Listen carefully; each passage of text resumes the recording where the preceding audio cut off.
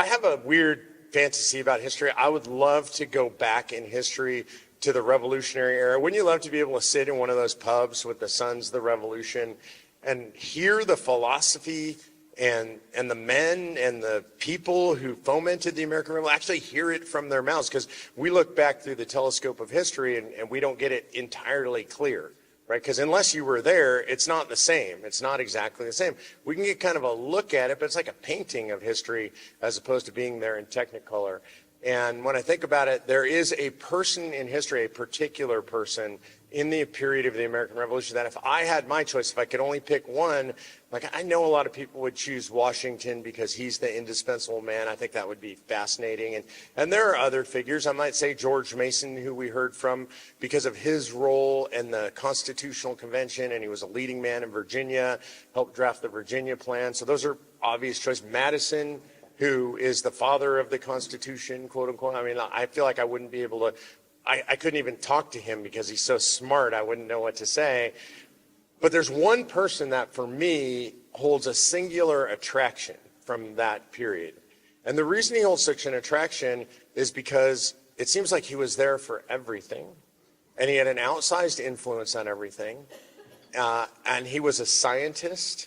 He was an author. He was a publisher. He was a political figure. He was an international diplomat. I mean, nobody has the resume of accomplishments that Benjamin Franklin had.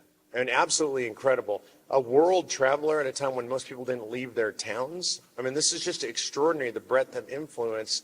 And I just loved his attitude about everything. You know, when you read the history about Dr. Franklin, and I'd love to sit down with him and talk to him. You know, he was the oldest guy at the Constitutional Convention, really the senior figure there. Incredible that he lived through the American Revolution. Most people don't know this. Most of the people at convention were not the people who fought or fomented the American Revolution. So he was one of those few crossovers between what I call the founders versus the framers. He was actually both. I would love to sit down and be able to have a conversation with Benjamin Franklin. And today we're going to have the opportunity to do that this morning. So we bring to you, it is our great honor, Dr. Benjamin Franklin.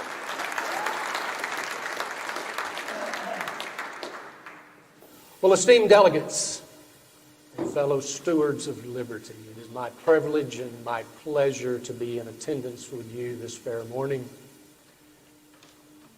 I believe that today is September the 19th, according to the new calendar. And I recall on that date in 1787, just a couple of days after we had left that hallowed hall, I awoke to the warm temperature of a late summer day, pulling myself up in my bed, wincing with the infirmities of my old age, and pausing for just a moment to reflect on what had just occurred. As I sat up, my mind raced back through the previous 4 months. And I recalled many different things, the people, the debates, some of the wine, all of the good things that had occurred that were very, very difficult and very, very challenging, but yet most rewarding. Not just for myself, but for our nation and our fledgling republic. As I leaned back, my eyes closed, and I simply reflected for a moment on some of the folks that were part of that great debate.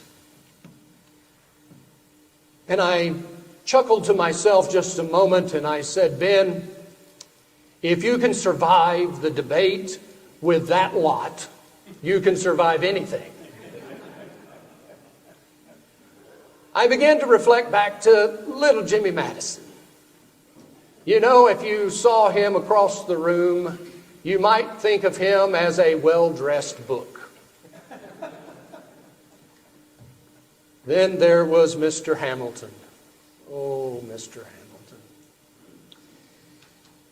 Such a great intellect. But you have to admit he was a man that was very much about a very strong central government. The more government, the more control, and the more Hamilton, obviously, at every turn. Then we have our wonderful general and the man that presided over our constitutional convention. If I had to dream of him, it would be as though a man had turned into a mountain and learned to walk.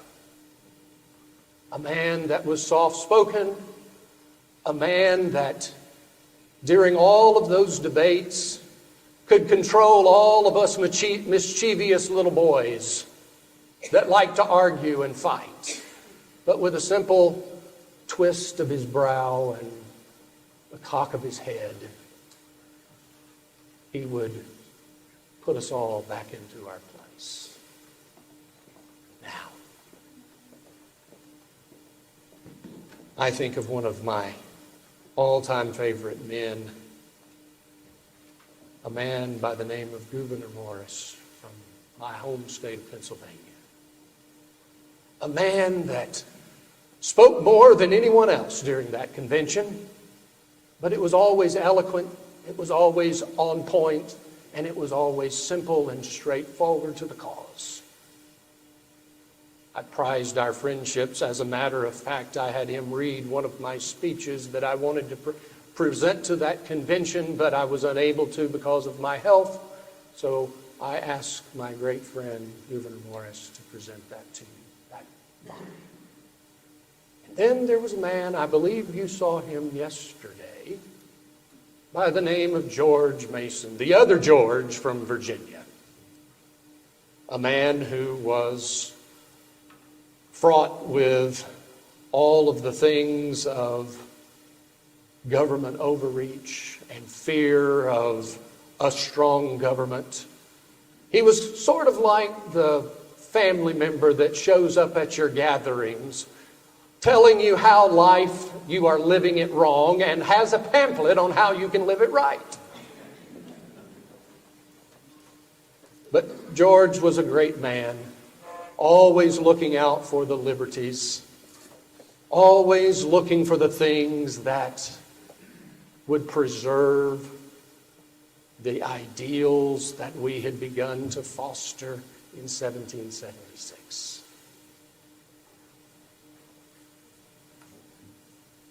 My thoughts were ungraciously interrupted with a clock that my dear wife had placed in the parlor that morning, and I realized that I had not heeded my own wisdom of early to rise, so I decided it was time for me to get up and get dressed for the day and be about town. So I did. Walking through the streets, there were men and women that were still whispering about what had they done in that hallowed hall. But one man walked up to me and said, "Dr. Franklin." You see, he recognized me, and how could he not with this wonderful face? Oh, excuse me.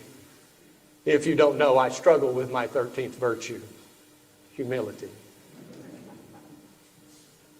He said, "Sir, what have you done?"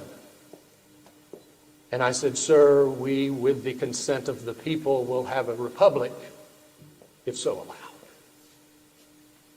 He paused for a moment and pondered and then walked on, and I continued down the cobbled streets of Market.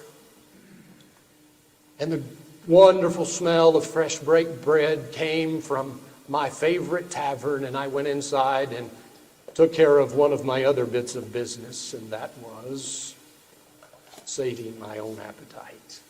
Had a hearty breakfast and arose from there and began to walk down the street and past the wonderful hall that we had been sequestered in for 4+ months. I tell you, I'm not sure if we ever came to agreement, but by the time we had arrived in that hall and stayed in a hot summer in these woolen clothes for 4 months, it was necessary for us to leave. Now, it was quiet. I paused for a moment and recollected all of the great debates.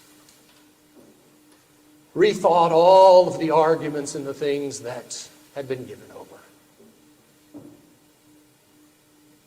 But I recalled that it wasn't in that hallowed hall where I made my greatest contribution to this effort. My greatest contribution occurred at my home in my backyard on Market Street underneath my mulberry tree. You see, under that tree, it was where politicians were allowed to become patriots again, not fearing the words that they would say or the debates that they might have. It was a place where ideas could be shared and developed and cultivated so that the next day in that hall it could become something of greatness. A place where disagreement could become consensus. A place where argument could become compromise. A place where I'm not sure if it was the air or if it was just the Madeira that we enjoyed while we were there, but great things came from that simple task. I must tell you, I am not sure that we would be here today if it wasn't for that mulberry tree. You see, sometimes we need to step back and recognize that we are just mere mortals. We have thoughts and ideas, and many of us think that they are grand and lofty and the best thing that could ever happen to this world. And everyone should join us. But under that simple tree, a group of patriots and men that knew the task that lay ahead, the blood that had been spilt, the effort that had been expended, the freedom that had been purchased was now to be perpetuated in words in a constitution that would govern a new nation. And we simply stepped aside to come up with the best that we could for our day. Now, as we think about all of those things,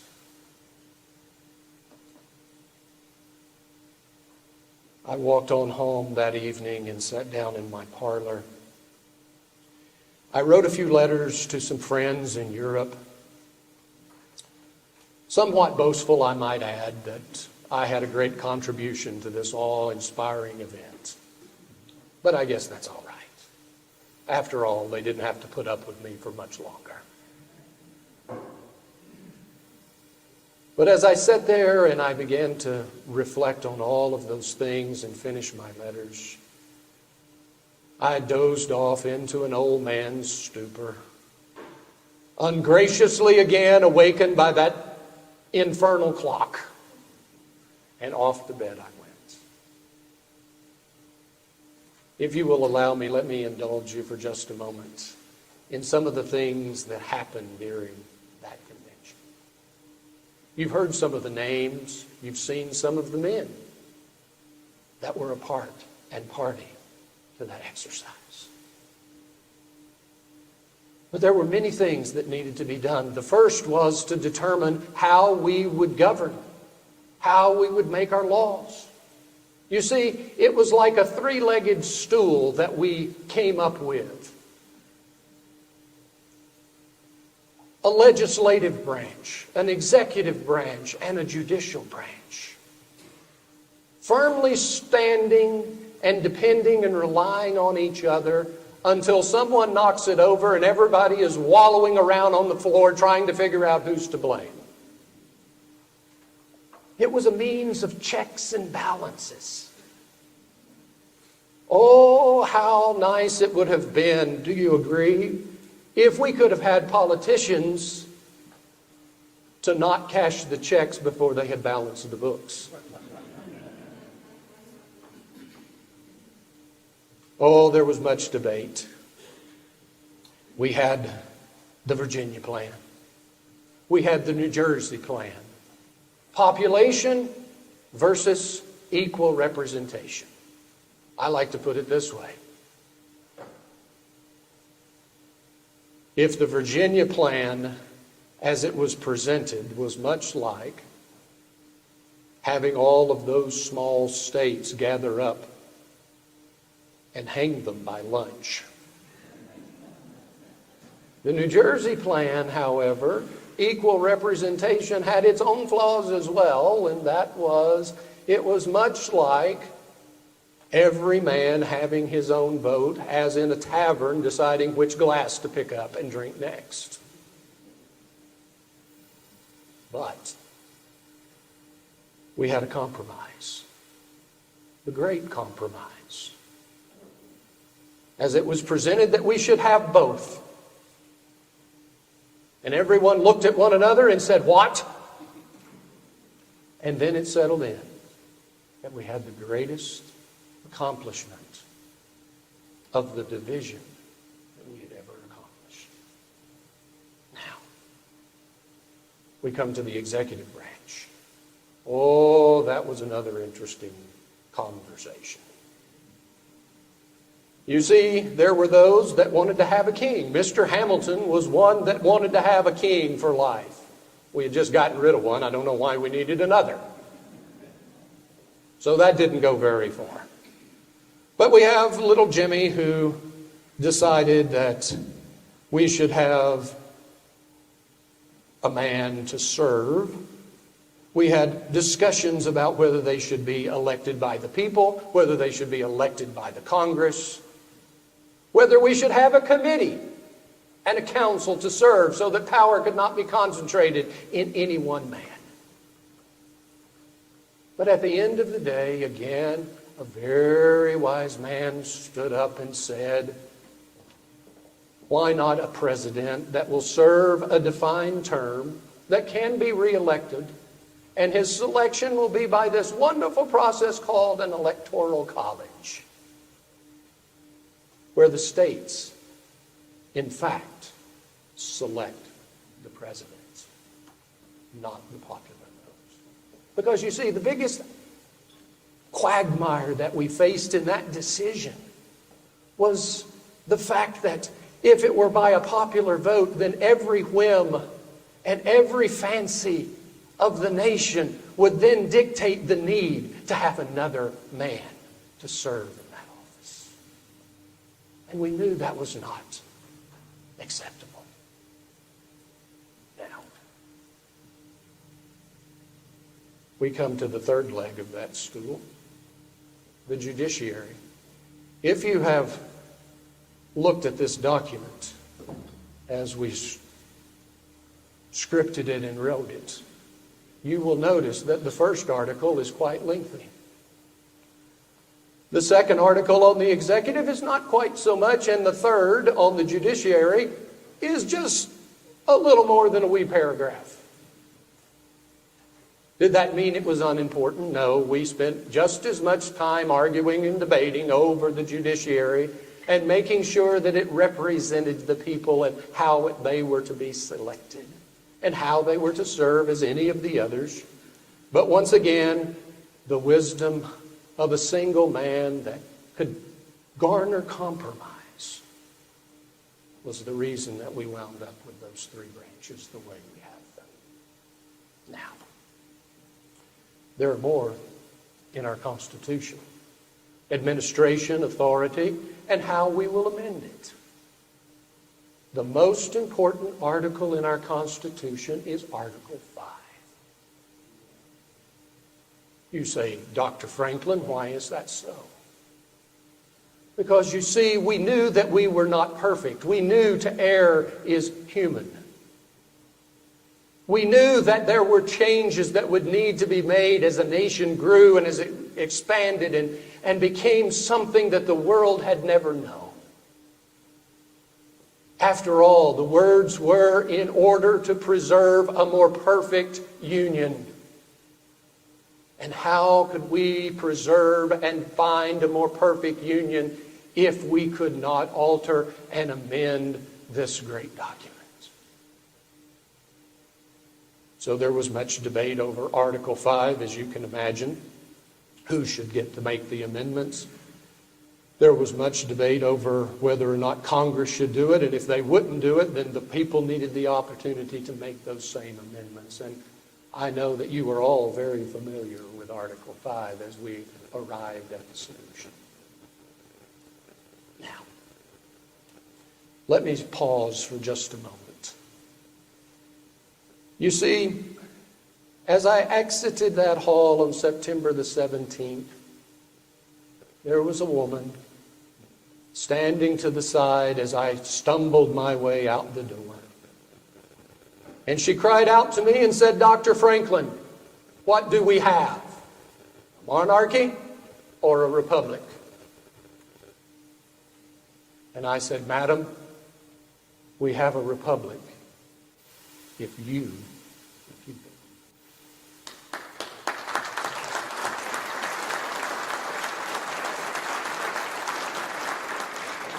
I want to pause for just a moment on how we keep our republic.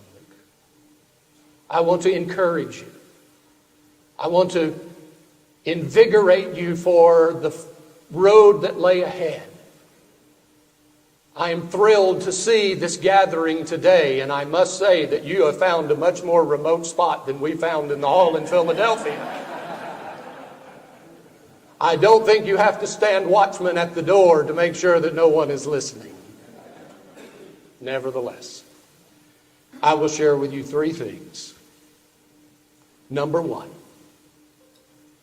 if we are to keep our republic, we must defend with our very lives and all that we have the blessing and the right of the freedom of speech.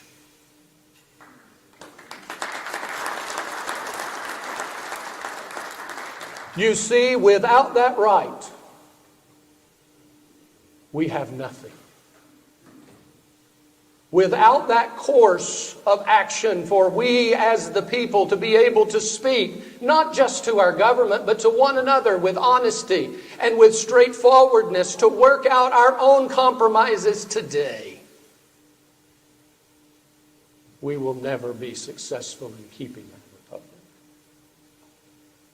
Oh, I valued that speech. I valued that press. I valued those pamphlets that I was able to print. I learned a great deal about what that meant. This is the first book that I set type for when I arrived in England when I was 18 years old. I learned how to do it the first time. To take all of the engravings and to cast such a great book for all of time. But I must say that that wasn't the end of me sharing the word. You see, words are power. Your opinion matters. Your thoughts, your ideas are all important. So notice I said it is the freedom of speech. It's not just freedom of speech. It is the freedom that we all have, that we have all been blessed with. Use it like never before. That the world, that our nation may know that we can disagree like we did in that convention hall in 1787, but walk out with God's providence, with the answer that will continue the blessings to ourselves and our posterity. Secondly, engagement. If we are to keep our republic, you and all other citizens must be engaged.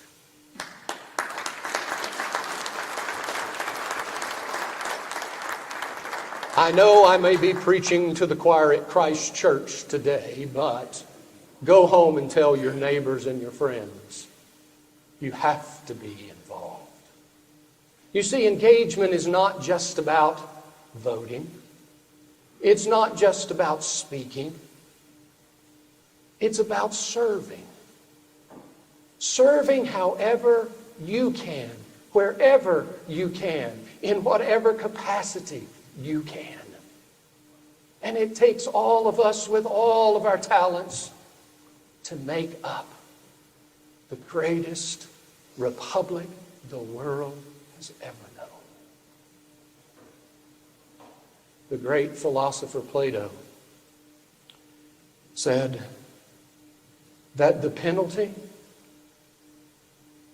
for the lack of involvement in civic affairs is that men will be governed by evil men. Without engagement, we know what the path leads to. So today I encourage you, be engaged as you are today. Thirdly and lastly, I call you to unity. That sounds like such an ugly word today. But unity is all important. Doesn't mean that we all have the same idea. It doesn't mean that we all think the same way. It means that we rally around a common cause. You see, me and the other 50-plus men that were gathered in that hall in Constitution, dealing with our Constitution, did not all share the same vision of what this nation should be or have the same ideas how it should be carried out. But we united in common cause because we knew that our nation's life depended on it. I would encourage you, protect the freedom of speech. Be engaged and be united. I want to close with these wonderful words. You see, it's not enough. Our Constitution does not guarantee you happiness. It just guarantees you the pursuit of it. You have to catch up to it yourself. So today, I encourage you. I commend you for being here, demonstrating that freedom, demonstrating that engagement, and demonstrating that unity from all over this great nation. That with God's providential hand, He might preserve for us and our posterity the republic that we have. I encourage you. Will you please keep it?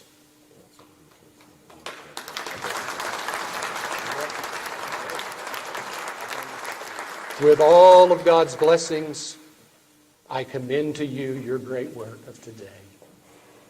Go forward with boldness and do the things that you've set yourselves here to do. God bless you.